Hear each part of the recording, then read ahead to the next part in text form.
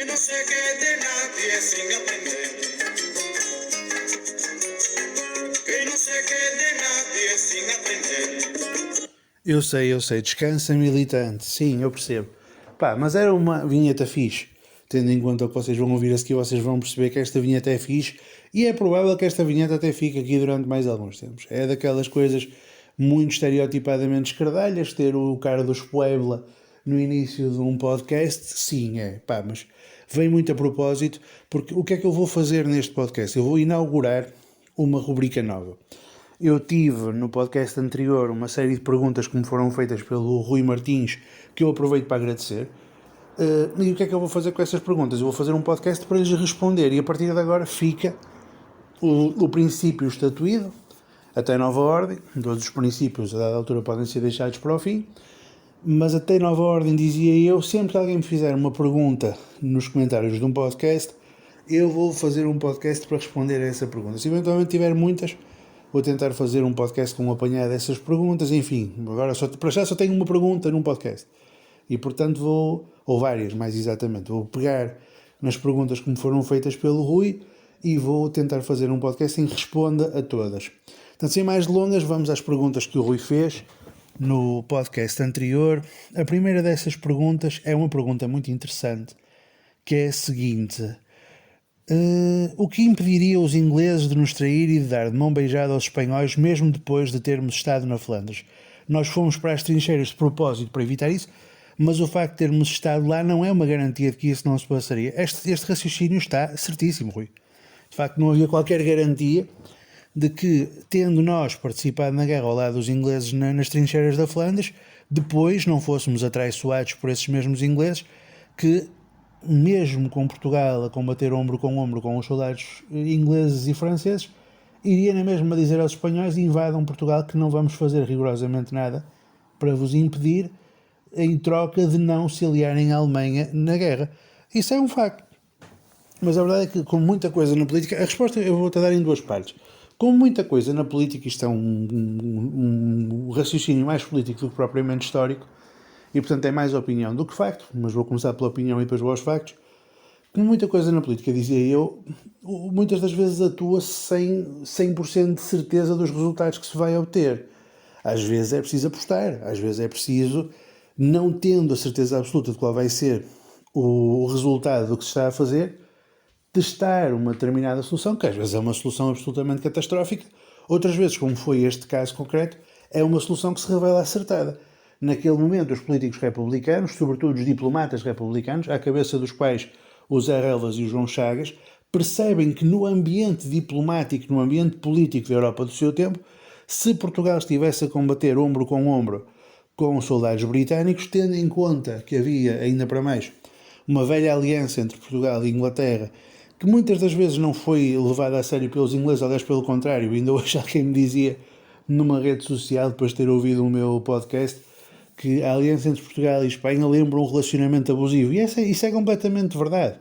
De facto, é uma aliança que durante muitos anos foi levada com muita seriedade por Portugal e foi quase um motivo de orgulho de Portugal ter a mais antiga aliança da Europa com a Inglaterra, desde 1386, pelo Tratado do Windsor, mas a Inglaterra não encara essa aliança de nenhuma forma com a mesma seriedade e com o mesmo desvelo e empenho que Portugal encara. E, portanto, de facto, podia ter acontecido isso. Não obstante, o que me parece que o Zé Relvas e o João Chagas perceberam foi que, naquele momento, se fizessem aquela aposta, com o contexto em que estavam, a Inglaterra ficaria, como ficou, impedida de fazer outra coisa que não fosse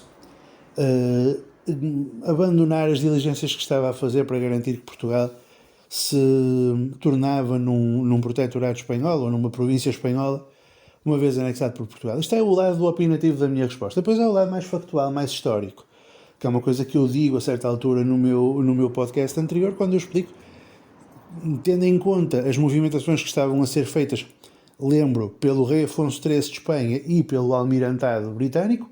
É o rei Afonso XIII de Espanha que está a tentar anexar Portugal. São diligências dele, não são diligências do governo espanhol. E relembro, Espanha era uma monarquia constitucional, embora houvesse o velho hábito do borbonear desde 1874, o hábito de o rei de Espanha de vez em quando exorbitar as suas competências e querer meter o nariz onde não era chamado, querer meter o bedelho, quer na política interna do Estado espanhol, quer sobretudo na política externa do Estado espanhol, com as suas aspirações expansionistas e imperialistas dentro da Península Ibérica e no Norte da África.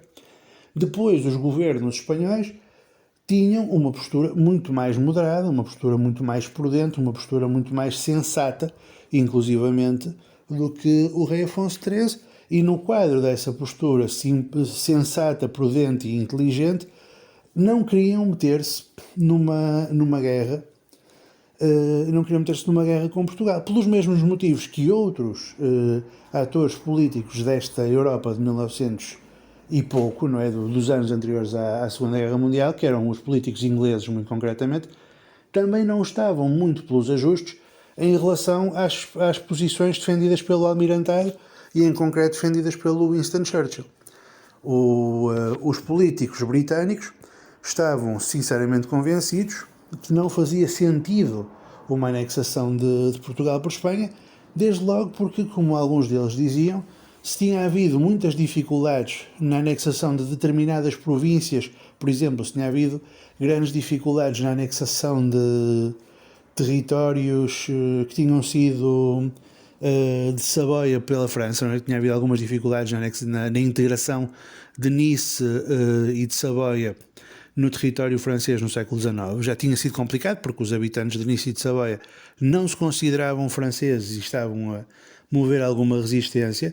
Já tinha havido outras províncias que tinham trocado de mãos na Europa do século XIX e tinha sido complicada a integração porque os locais não estavam muito pelos ajustes de deixarem de ser franceses para passarem a ser alemães, deixarem de ser polacos para passarem a ser russos ou o que quer que fosse.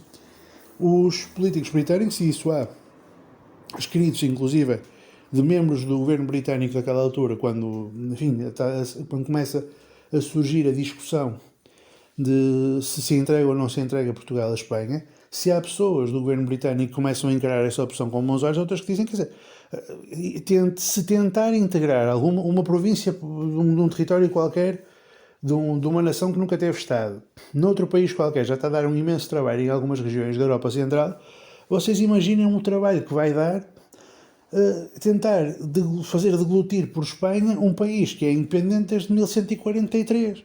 Quer dizer, um país que tem 770 e tal anos de história em 1913, vocês acham que vai ser simplesmente digerido pelos espanhóis, não vai fazer absolutamente nada para tentar manter a sua independência? Um país que ainda para mais nem sequer é uma mera província de alguns do centro da Europa, é um país que não só tem presença em território nacional, em território europeu, depois também tem presença em África, tem presença na Ásia. Vocês acham que os colonos portugueses da África, os colonos portugueses da Ásia, vão todos aceitar como se nada fosse a sua integração no Império alemão, no Império Britânico, no Império do que quer que seja? É evidente que não. Quer dizer, nós vamos estar a criar em vários pontos do planeta focos de conflito com todas as pessoas que se consideram portugueses.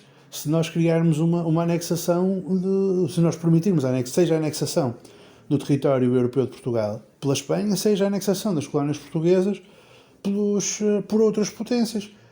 Não é que os portugueses sejam bravíssimos e valorosos, mas são uma nação. E as nações não gostam de ser pura e simplesmente trucidadas e dissolvidas, perder o seu território, perder a sua independência. Elas resistem, elas reagem, elas se estrebucham.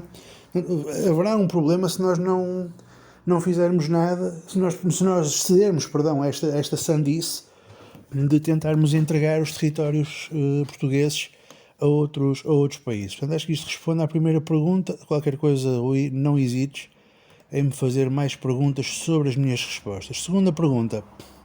Os militares que viriam a derrubar a Primeira República não viam a nossa presença na frente europeia da mesma maneira como os diplomatas, ou seja, como sendo necessárias, um ponto que já desenvolveste em podcasts anteriores. Será que simplesmente não estavam a par das jogadas feitas atrás de portas fechadas, ou tinham na verdade uma perspectiva diferente sobre como preservar a soberania nacional?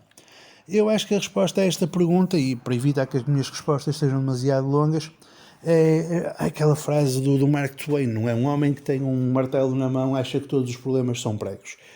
E no fundo os diplomatas acham que a solução para todos os problemas do mundo são a diplomacia, e os políticos acham que é a política e os militares acham que é a guerra, ou qualquer coisa do género. Mas, dando uma resposta talvez mais clara do que isto, os políticos e os diplomatas estão a pensar: nós precisamos de participar na guerra para garantirmos a nossa independência, e não estão particularmente preocupados com as questões concretas da guerra, com as questões comezinhas, com as questões logísticas da guerra, que são tudo o que preocupa os militares. Os militares, quando ouvem um político dizer nós vamos participar numa guerra, não pensa vamos tentar levar a efeito uma jogada diplomática que garanta a soberania nacional. Ele pensa em termos muito mais comezinhos que isto. Ele pensa, vamos participar numa guerra, então vamos pegar em soldados, sei lá, em canhões, em metralhadoras, em barcos, em meios de transporte que se usassem naquela altura, em carroças, em cavalos, e vamos tentar colocar essas coisas todas no norte da Europa e vamos tentar confrontar numa batalha, numa escaramuça, no que quer que seja, o exército alemão, que tem aquela metralhadora que é muito melhor do que a nossa, aqueles canhões que são muito mais potentes que os nossos, aqueles meios de... Percebes? A questão é muito essa, quer dizer, os militares começam a ver a discussão, a colocar a discussão em termos práticos de logística militar, enquanto que os diplomatas e os políticos colocam a questão da guerra em termos, enfim, quase metafísicos de discussão política e de discussão enfim, de como é que a gente consegue fazer uma jogada política participando na guerra, não muito preocupados com as questões logísticas. Acho que isso foi precisamente aquilo que aconteceu. Só para dar um exemplo que me parece bastante que fala por si do que era a visão dos militares sobre a questão da guerra. Há um texto que foi escrito para a Seara Nova, que era uma revista republicana, que depois inclusive vai ser uma revista que vai estar na oposição ao fascismo, uma revista que hoje em dia até está, ainda hoje existe e está muito próxima do PCP, mas na altura era uma revista basicamente dos republicanos mais radicais, e o Gomes da Costa, que vai depois ser o gajo que lidera as tropas que fazem o golpe do 28 de maio, nessa altura em que os militares estão claramente com a República, escreve na Seara Nova, numa revista republicana, e ele diz isto: o combate durará 4 horas. Ele está a falar sobre um incidente que existiu logo no início da Primeira Guerra Mundial, em Naulila, em que houve um confronto entre as tropas portuguesas e as tropas alemãs. 18 de outubro de 14, ele diz: o combate durara 4 horas e o comandante Alves Roçadas verificara a pouca solidez das suas tropas, devido, como é hábito entre nós, à falta de preparação. Nota bem as palavras que ele diz. E foi sempre assim: não se cuida do exército, não se cuida do recrutamento e preparação das tropas coloniais, e num dado momento, quando é preciso uma expedição, já não há tempo para a preparar, juntam-se os elementos que é possível, todos mal preparados, e é com este conjunto heterogéneo que se vai fazer a guerra. E agora repara o detalhe daquilo que diz o Gomes da Costa. E já agora trigger warning, porque isto vai ser duro. Enquanto a coisa tem sido só contra pretos, tudo tem ido menos mal. Mas agora, em frente a um inimigo civilizado e de qualidades militares, a derrota foi inevitável. Ou seja, esta é a grande questão para os militares. Nós estamos perante um inimigo que está melhor armado do que nós estamos perante um inimigo que está mais capacitado do que nós para fazer a guerra, e nós só estamos habituados a fazer a guerra contra indígenas africanos com um armamento muito mais recuado do que o nosso, com uma capacidade muito mais fraca do que a do exército português para travar combates, e portanto, quando subitamente temos de travar combates em África contra soldados alemães, não conseguimos defender-nos. Imaginem agora o que seria irmos fazer estes combates para junto dos alemães, para o norte da Europa, para a Flandres. Isso então vai ser uma catástrofe acabada. Penso que isto também responde à tua segunda pergunta, mas mais uma vez, qualquer coisa podes perguntar. Terceiro, porque é que isto não é ensinado nas escolas? Porque é que não há literalmente nada na net, Wikipédia, Google Scholar, etc., nem sobre os acontecimentos, nem sobre os 2 embaixadores portugueses que os protagonizaram? Na Wiki há uma biografia do José Relvas, mas literalmente nenhuma menção das obras do Churchill. Este foi um momento de enorme importância na história do país, e de orgulho nacional até. Pois eu também acho que foi, e também acho que isto deveria ser ensinado com mais insistência, que deveria haver mais trabalhos sobre isto. Há um livro de um historiador espanhol, Foi onde eu apanhei esta informação toda. Chama-se El Imperio del Rei. O autor é o Hipólito de la Torre Gomes, que é um historiador espanhol que está há muitos anos, eu acho que ele agora já está reformado, mas esteve durante muitos anos ligado ao estudo das relações diplomáticas entre Portugal e Espanha. Era essa a grande área de especialidade dele. E ele escreve este livro onde detalha com minúcias aquilo que se passou, cita cartas dos reis de Portugal, cita cartas dos embaixadores dos vários países que ele analisa. O livro é de facto muito bom. Mas lá está também, é bom também pôr na devida medida esta questão, porque volto a dizer, as pessoas tinham reais alavancas de poder em Espanha e em Inglaterra, não estavam propriamente a manobrar estas questões. Esta era uma posição defendida pelo almirantado inglês. Isso não é coisíssima nenhuma, é certo, mas o almirantado inglês não é o governo de Inglaterra, e defendida pelo rei de Espanha. E o rei de Espanha, embora seja o chefe de Estado espanhol, já naquela altura não era o grande decisor político de Espanha. Portanto, eu também percebo por esse lado, sendo sincero, que não há propriamente razão para se tratar disto como se fosse uma questão de grande relevância, porque de facto não aconteceu naquele momento uma movimentação de quem tinha mesmo poder para fazer alguma coisa. Por outro lado, e isso também é uma verdade, e posso depois um dia falar sobre esses episódios todos, houve várias tentativas de anexação de Portugal pelos espanhóis. Eu falei de uma de 1873, quando eles tiveram lá o rei Amadeu, o rei Amadeu Saboia, e houve outra em 1826, quando os espanhóis, quando nós estávamos aqui a ter os primeiros conflitos entre liberais e absolutistas, na altura da Vila Francada, na altura em que o Dom Miguel ascende ao poder e recusa governar subordinado a uma Constituição, quer governar com poderes de rei absoluto.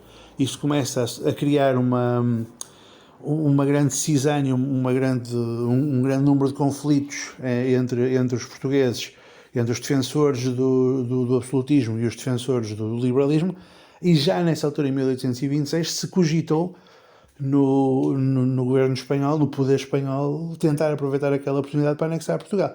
Eu posso depois falar sobre isto, e isso de facto é uma coisa que deveria ser discutida mais vezes. Mas isso ia criar um certo ódio endémico aos espanhóis junto aos portugueses, estarmos a insistir no facto de eles terem por diversas vezes posto em cima da mesa a ideia de anexar Portugal. Mas se nós não falarmos sobre isso, também não faz muito sentido ignorarmos esse facto.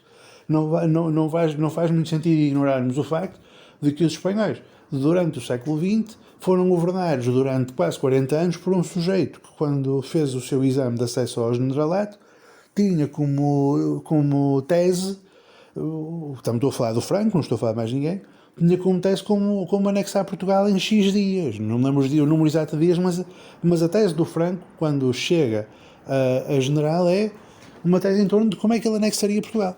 E atenção, durante muitos anos houve uma divisão, eu penso que isso hoje já não é assim, mas durante muitos anos houve uma divisão que estava estacionada em Madrid, que era a divisão Brunet, uma divisão de blindados, que tinha expressamente no seu, não sei que expressão é que se usa, mas enfim, nos seus estatutos, para chamar-lhes alguma coisa, uma das missões da divisão Brunet era, em caso de necessidade de salvaguarda da independência do Estado espanhol, anexar o estuário do Tejo.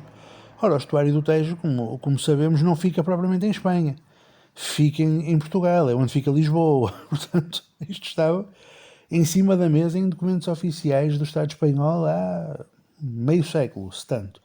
É daquelas coisas que não se fala em Portugal, mas que aconteciam e que não faria mal falar-se, quando mais não seja para nós sabermos em que mundo é que estamos a viver.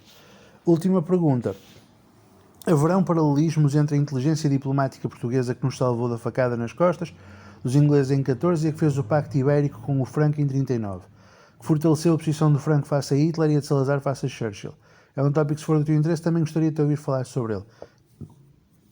Eu não sei, é a resposta que te posso dar. Não conheço o Pacto Ibérico a este grau de detalhe, teria de ir reler e eventualmente farei um podcast sobre isso para te responder a esta pergunta. Neste momento, enfim, eu sempre aprendi com grandes professores que tive que a resposta não sei é uma resposta tão válida como outra qualquer. Eu não vou inventar respostas, não sei se foi assim, se não foi, mas fica em agenda fazer um podcast sobre o Pacto Ibérico assim que eu puder.